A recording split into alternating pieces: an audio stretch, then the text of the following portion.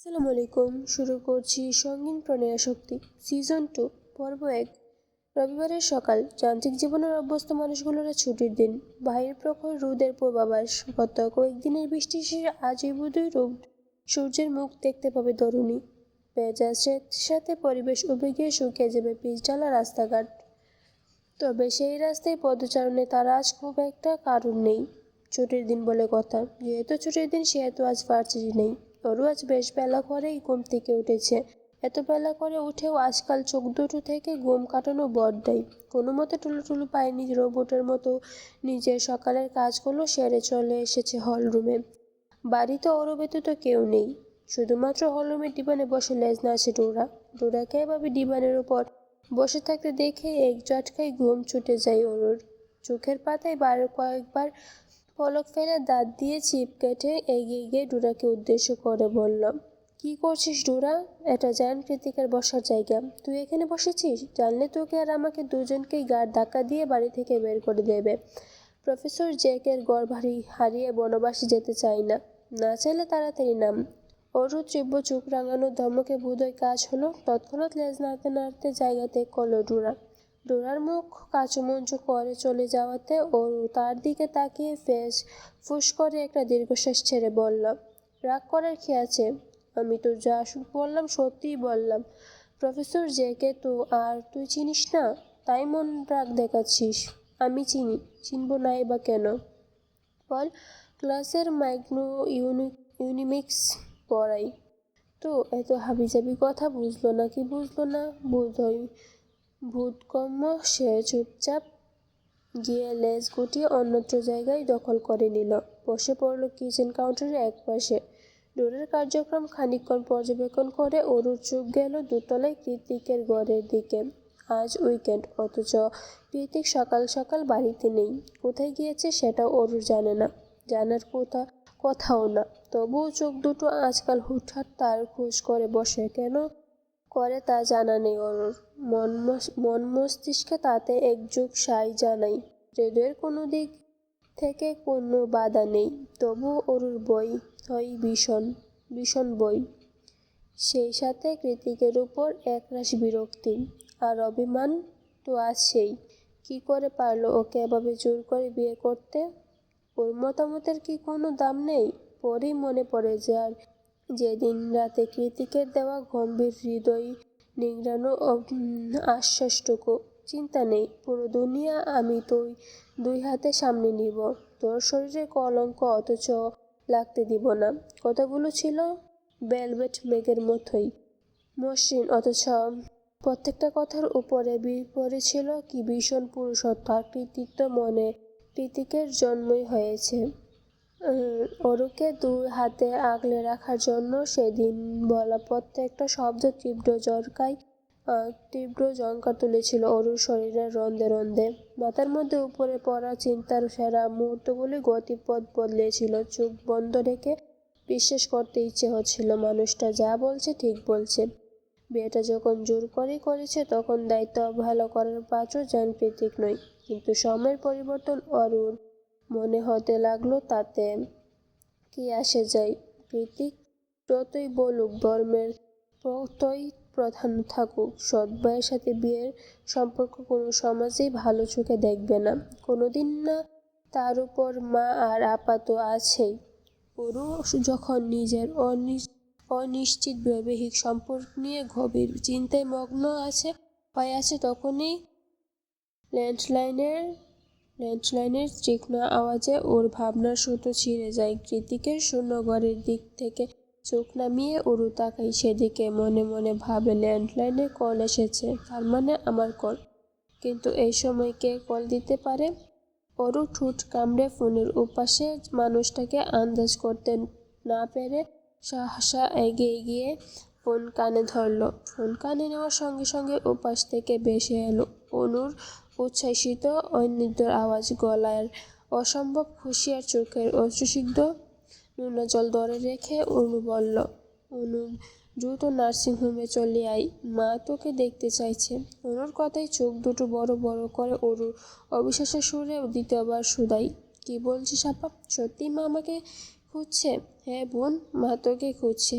এলি দেখতে পাবি। অনুর সঙ্গে সঙ্গে ওরু এবার ব্যথার সুর খুশিতে ডুকরে কেঁদে উঠল। সূচক মাথা নাড়িয়ে বলল, আমি এক্ষুনি আসছি আপা, এক্ষুনি আসছি।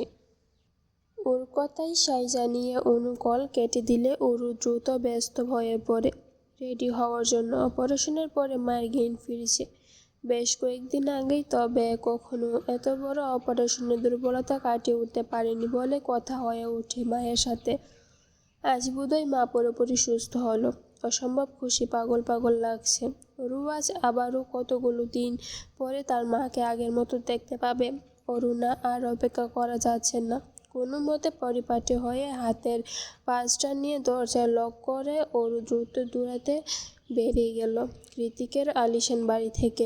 হাসপাতালে এসে দৌড়াতে দৌড়াতে করিডোর বেরিয়ে বাইরে কেবিনের সামনে এসেই পা দুটো থমকে গেল অরুণ। ভিতরে মা কথা বলছে স্পষ্ট আওয়াজে। কতদিন পর মায়ের কথা কানে এসেছে। হৃদয়টা গুমোট আবহাওয়ার মতোই হাঁসফাঁস করছে। ওর মনে হচ্ছে যাচ্ছে শুরু থেকে কত সব কিছু এত বড় বড় কৃতিক কুঞ্জের দিনের পর দিন দুই বোনের কষ্ট করা, প্রতিদিন ইমেলে পাঠানোর, ইমেলের রিপ্লাই না আসা, একরাশ অপেক্ষা, গুছিয়ে নেওয়া, মানিয়ে নেওয়া, মামার ছুরির আঘাতের কথার মতো সবল শেষমেশ যেন কৃতিকের জোর জবরদস্তিতে রাজি হওয়া। এত কিছুর বিপরীতে এখন এই মুহূর্তে মার দুটো আওয়াজ শুনেই মনে হলো সব দুঃখ বেনিশ। এ জীবনে দুঃখের কিছুই ঘটেনি। এই যে কেমন সুখ উপচে পড়ছে। দু চোখের কার্নিশে কাঁধ দুটো অসম্ভব হালকা লাগছে। বয়স কমে গিয়ে নিজেকে মায়ের ছোট বাচ্চা মনে হচ্ছে। আর কি চাই? খানিকক্ষণ কেবিনের বাইরে দাঁড়িয়ে থেকে নিজের বলবলিয়ে ওঠা অশান্ত হৃদয়টাকে শান্ত করে তবেই দরজা ঠেলে ভেতরে প্রবেশ করল অরু। চোখ দুটো তখনও অভিমানী জল টইটম্বর। কয়েক মিটার দূরত্বে বসে আছে মা। পরনে তার হসপিটালের আসমানি রঙের পায়জামা সেট, হাতের ক্যানোলা এখনো খোলা হয়নি, তবে চোখে মুখে স্নিগ্ধতা ছড়াছড়ি। তার এমন সুস্থতা দেখে মনে হচ্ছে নতুন করে জন্ম হলো তার। অরুর অবশ্য এমন মনে হওয়ারই কথা, কারণ খুব বেশি মায়ের দ্বারে কাছে থাকেনি। শুরু থেকে শেষ পর্যন্ত অনুর তিতিক্ষার কাছেই অরুর এই সামান্য কষ্ট কিছু না।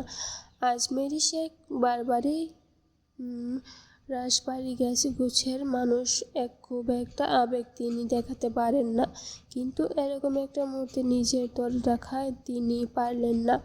এক হাতে অনুকে আগলে রেখে অন্য হাতে এগিয়ে দিলেন অরুর উদ্দেশ্যে। অরু আর অপেক্ষা করল না, ছুটে এসে ঝাপটে ধরল মাকে। মামের কান্নায় রোল পড়ে গেল পুরো কেবিন জুড়ে। এতগুলো পর অনুর মনে পড়ে গেল পুরো কেবিন জুড়ে এতগুলোর পর অনুর মনে হচ্ছে ও আর একা নয়, ওকে স্নেহ করার মানুষ আছে। এর সে প্রশান্তি আর কি বা হতে পারে। আজমেরি শেখ দুই মেয়ের মাথায় চুমু খেয়ে বললেন, সব ঠিক হয়ে গিয়েছে, সব আর দুঃখ নেই। তোমাদের মা সুস্থ হয়ে গিয়েছে দেখো। জবাবে অনু কাঁদতে কাঁদতে তুমি বলল, তুমি আবারও আমাদের বুকে টেনে নিয়ে আদর করছো। এর সে সুখের আর কি হতে পারে মা। আমরা পেরেছি। আমি আর ও হাল ছাড়িনি। আমরা তোমাকে ফিরে পাবার আশা ছাড়িনি, ভবিষ্যতেও ছাড়ব না। তোমার শরীরের একটু ত্রুটি হতে দেব না। আমরা ওদের কান্নাকাটির মাঝেই চেক আপের উদ্দেশ্যে কেবিনে প্রবেশ করলেন ডক্টর এডওয়ার্ড। ডক্টরের হঠাৎ আগমনে তিনজনই কান্নাকাটিতে বাড়ি পড়ল। তৎক্ষণাৎ ডক্টরকে জায়গা করে দিয়ে দুই বোন দুই দিকে সরে দাঁড়ালো। ওরা অতঃপর আজমেরি শেখকে ভালো মতো চেক আপ করে ঠোঁটের কোণে একটা আন্তরিকতা জড়ানো হাসি ঝুলিয়ে ডক্টর বললেন, কংগ্রাচুলেশনস মিসেস আজমেরি, আপনার অপারেশনের পর আপনি এখন পুরোপুরি ফিট আছেন। আজ বা কালকের মধ্যে আপনাকে ডিসচার্জ করে দেওয়া হবে। তবে হ্যাঁ, প্রথম দিকে প্রতি সপ্তাহে এবং পরিবর্তে প্রতি মাসে একবার করে নার্সিংহোমে এসে হার্টের কন্ডিশন চেক আপ করাতে হবে। আপনার অত্যন্ত 6 মাস এটা ধারাবাহিকভাবে করতে হবে। তাই অনুরোধ করব আগামী 6 মাস দেশে না ফেরার 6 মাস পরে যখন আপনার হার্টের কন্ডিশন পুরোপুরি স্টেবল হয়ে যাবে তখন আপনি যে কোনো সময় দেশে ফিরতে পারবেন। আজমিরি শেখ বারবারই যথেষ্ট স্মার্ট এবং দক্ষ মহিলা। ইংরেজিতে তিনি যথেষ্ট পারদর্শী। জামশাদ জায়ানের সাথে দেশে বিদেশে ঘুরে ব্যবসা সামলেছেন, পারদর্শী হওয়ারই কথা। তাই তিনি নিজে থেকেই ডক্টরকে শুধালেন, ডক্টর এডওয়ার্ড, 6 মাসে থাকতে হবে ডক্টর এডওয়ার্ড? স্মিত হেসে জবাব দিলেন, অন ইউর হার্ট। যত তাড়াতাড়ি আপনার শরীরের সাথে খাওয়াতে পারবে আপনি তত তাড়াতাড়ি ফিরতে পারবেন। ডক্টরের কথায় আজমিরি শেখ সূচক মাথা নাড়লেন। ডক্টর অনুর দিকে কিছু দিয়ে নির্দেশনা দিয়ে কেবিন থেকে চলে যায়। ডক্টর বেরিয়ে যাওয়ার কয়েক মিনিটের মাথাতেই একটা ফ্লাওয়ার বুকে নিয়ে কেবিনে ঢুকল প্রত্যয়। অনু তখনই বসে বসে ডক্টরের কথাগুলো নোট করছিল ডায়েরিতে। ওরও মায়ের জন্য কমলার খোসা ছাড়া ছিল। প্রত্যয় এক ঝলক অনুর দিকে তাকিয়ে সোজা গিয়ে আজমেরি শেখের সামনে দাঁড়িয়ে পড়ে হাতের বুকেটা সম্মানের সাথে এগিয়ে দিয়ে বলে, কংগ্রেচুলেশনস ম্যাম, আমি পর্তা Ehsan, CF of JK group. Ajmeri Sheikh বুকেটা গ্রহণ করলেন, বললেন, হ্যাঁ জানি।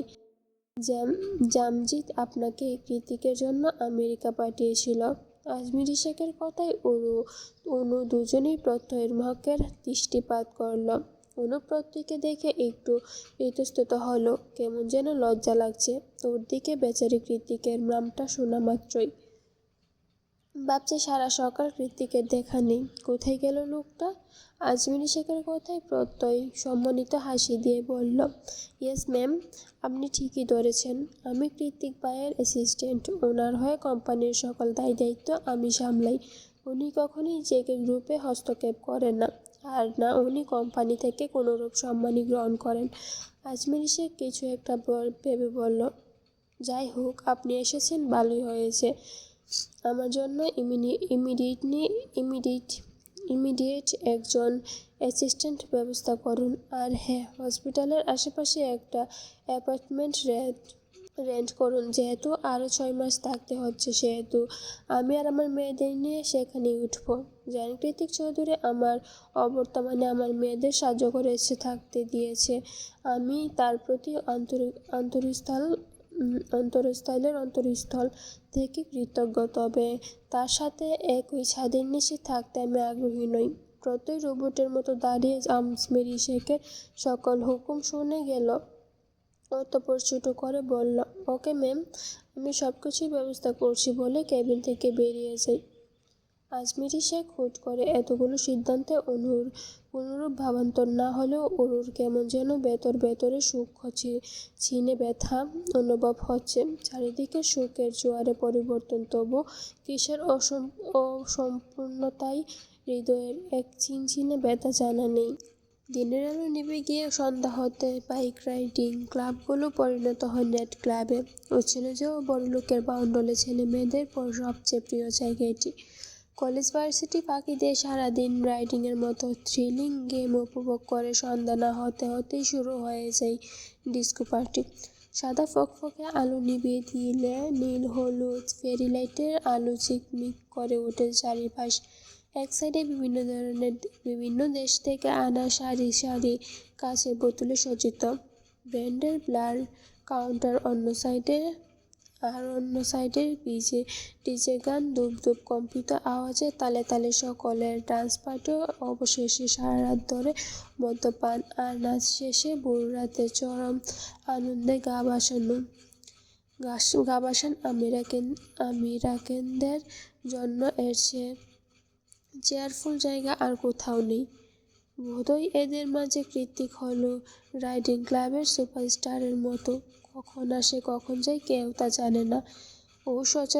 ও সাধারণত ম্যাচ শেষ হতে না হতেই নিজের ইচ্ছা মতো চলে যায়, কিন্তু আজ কোনো এক অজানিত কারণে সন্ধ্যার পরই ক্লাবে প্রবেশ করেছে। কৃতিক ওর সাথে অর্ণব রয়েছে।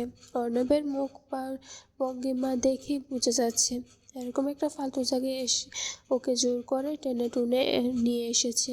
কৃতিক চারিদিকের মিউজিক আর হই হুল্লোড়ে কোনো জ্বালাপালা হয়ে যাওয়ার উপক্রম। অর্ণব বিরক্ত হয়ে কৃতিককে বলল, এখানে কেন এলি? তোর যদি তুই নাচার শখ থাকে তোর বউকে নিয়ে আসতি। আমি কি তোর সাথে নাচবো নাকি?